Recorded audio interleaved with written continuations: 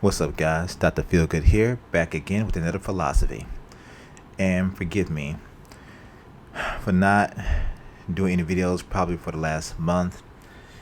I've been pretty busy, having fun as well as taking care of business. But anyway, again, I do apologize, so let's get right to it. Today's topic is more or less a question of why we continue to do stupid shit. For example, today's topic is why do we continue to manufacture high powered and high performance vehicles? Seriously. Think about it. Now, I know some of you are going to say, well, people like to go fast. People like what they like. I get that. I like a somewhat fast car too. I'm a fan of some of the world's exotics, believe it or not. But again, let me ask the question a different way. Why do we continue manufacturing high powered, high performance consumer vehicles? Vehicles for the typical everyday man. Clearly, I ask this question because clearly there is a mountain of evidence and events that should encourage us to do the opposite.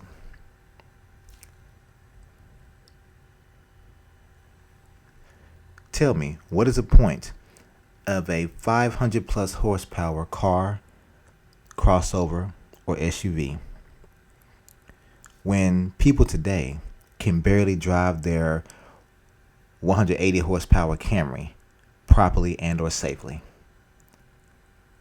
I mean, think about it. We've all run into people driving an everyday car and not and driving recklessly. I've seen Priuses rip up the road. I really have, ducking and dodging in between lanes, 50, 60, 70 miles an hour. Okay, I've seen this. So, if people cannot or are not being the most safe with a Camry or a Malibu or something to that effect, why are we designing or manufacturing cars that increase that risk?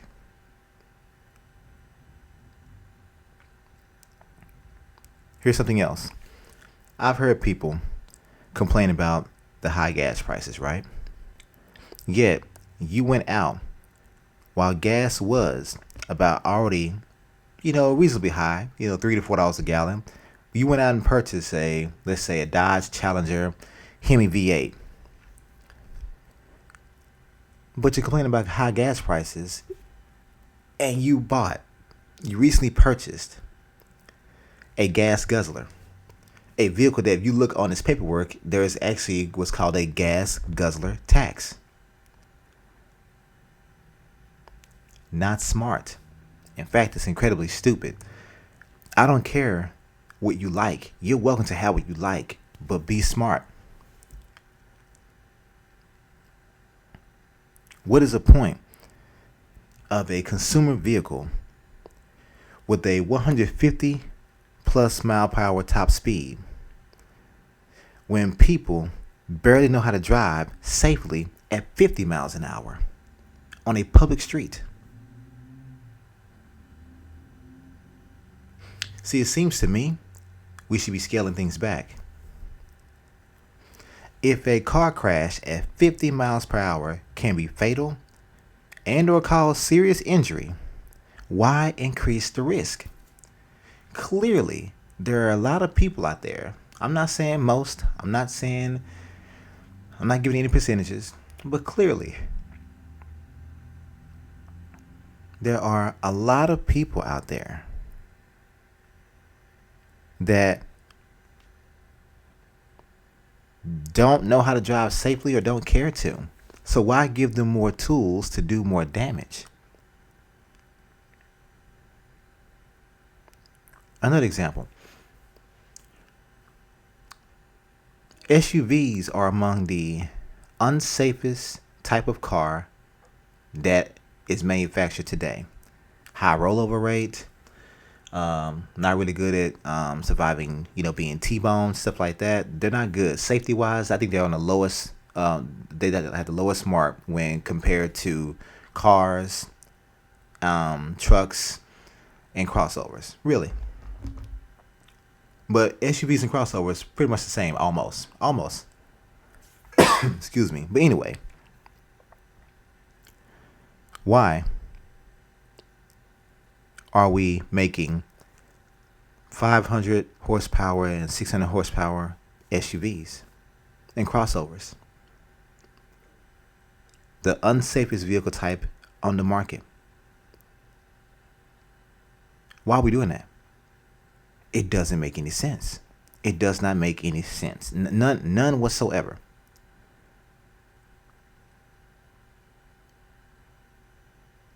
And most people that buy crossovers and SUVs, they don't take them off-road. They don't drive them off-road mostly. They drive them to and from work, to and from school. They're sitting in rush hour traffic, doing 5 miles an hour. Seriously. They're doing 30 miles an hour on a public street. Get my point? What's worse is that the current safety technology in our cars today, at least to me, and if you look statistically, is not sufficient if you really think about it. For example, rubber tires are not sufficient and are too damage prone. They really are. You may be thinking, tires, like how are they not sufficient? They work. Here's an example for you. Now, this may be sort of extreme because not everyone can afford this car, but still, this car is considered a consumer vehicle. It is street legal. The Bugatti Veyron can hit over 250 miles an hour. Do you guys know that at top speed, a brand new Veyron with brand new tires, once it hits top speed, those tires only last about 15 minutes. A fresh set of specially made tires. They're made specifically for that car. They only last 15 minutes at top speed.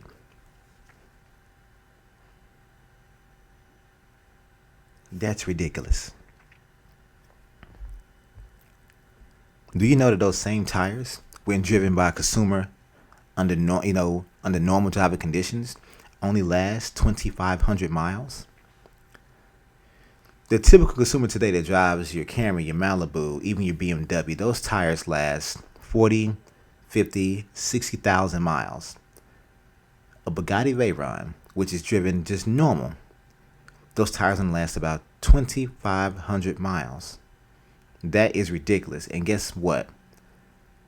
I believe they cost about $30,000 for a set. I could be wrong. Look it up. I think last time I checked, it was $30,000, but the minimum I think is $10,000. But I think it's $30,000 for a full set of tires. That much money, and you last a hell of a lot less.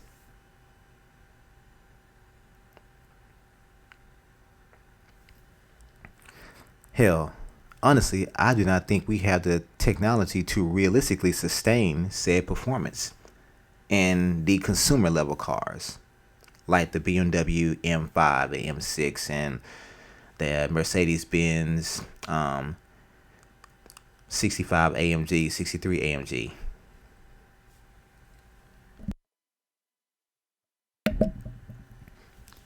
For example,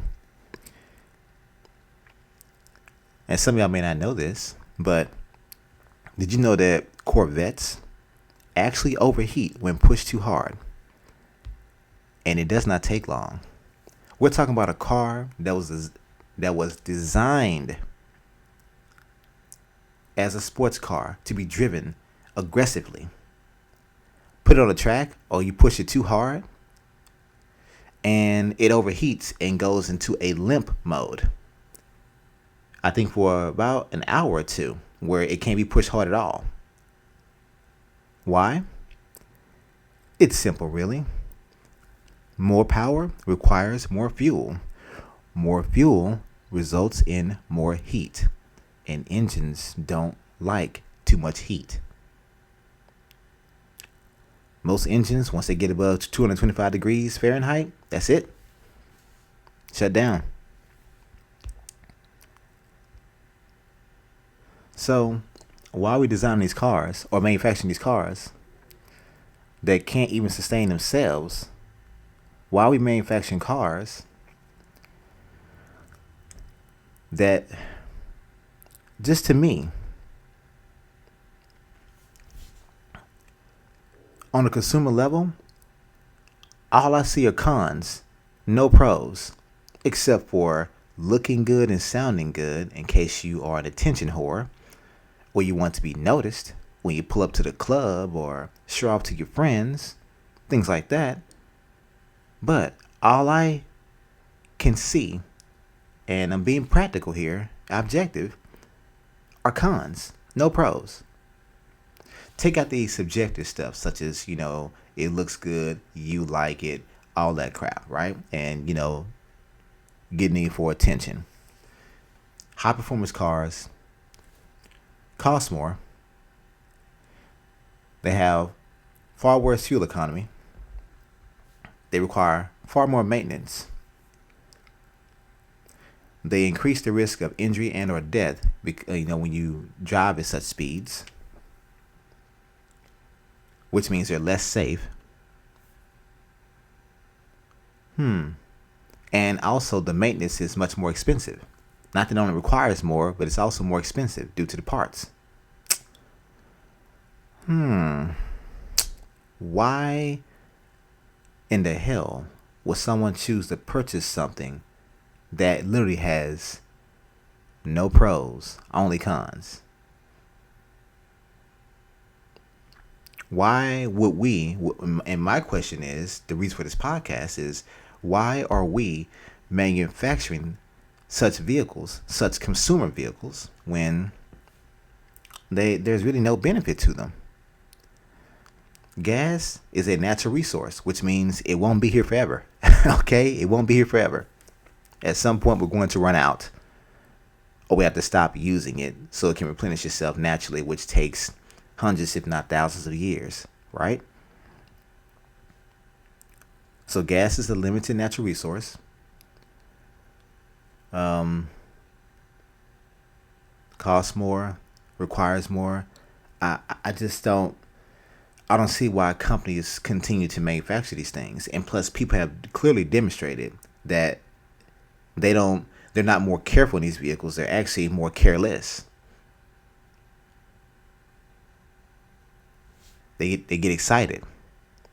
They want to prove themselves. They want to show out, show off.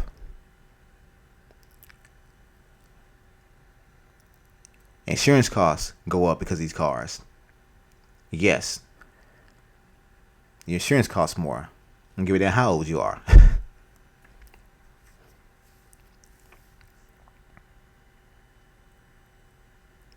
I don't know. It doesn't make sense to me. And if you disagree, definitely let me know in the comments. I'm open to it. And another thing is that, now, back to the Bugatti real quick. As I said, top speed of over 250 miles an hour, right? And I think the new one can hit, or has already hit, 300. Do you know there's only a handful of places in the entire world that would allow you to attain that top speed? And none of them are guaranteed. None of them. A handful of places in the entire world. So why manufacture something in which its entire focus is almost impossible to realize unless under very special and circumstantial conditions? It's dumb.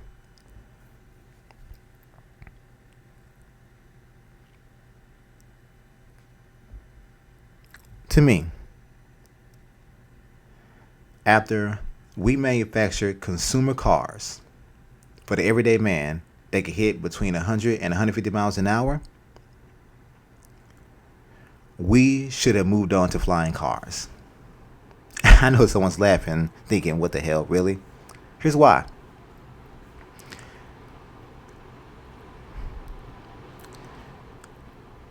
How do I say this? If going faster than 100 to 150 miles an hour was the goal, or will continue to be the goal, these same people have to realize that physically being on the road at speeds beyond that is too damn hazardous. It's not safe at all, because our current technology has no way to truly make it safe for us to survive crashes at that speed consistently. Well, I'm talking about consumer level. I'm not talking about stock car.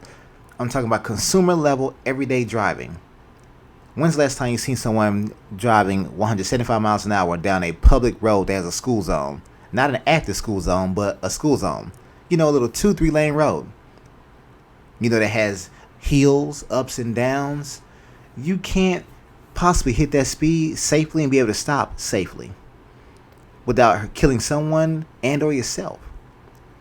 That's why I say, to me, once we hit that threshold, that consumer level threshold of 100 to 150 miles an hour, we should have focused on flying cars, because going faster than 150 miles an hour is the only way, in the air, is the only way for it to be remotely safe. You ain't got to worry about hitting buildings or curbs, bumps in the road that make your car spin out or crash, ignite, all that stuff.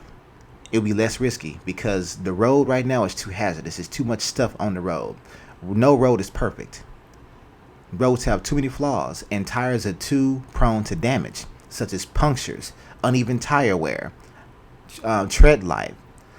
All these things can make in an instant, could turn your life around, or could take it away. Like, really, it's unsafe. So to me, I say about 20 years ago, if not 30, we should have been focused on flying cars. Strictly flying cars, or new technology outside of tires. Something that floats above the road. Because tires, to me, are insufficient. They're not safe enough. Although you can drive a Corvette at 150, 180 miles an hour right now, even still, tires don't last that long in these cars.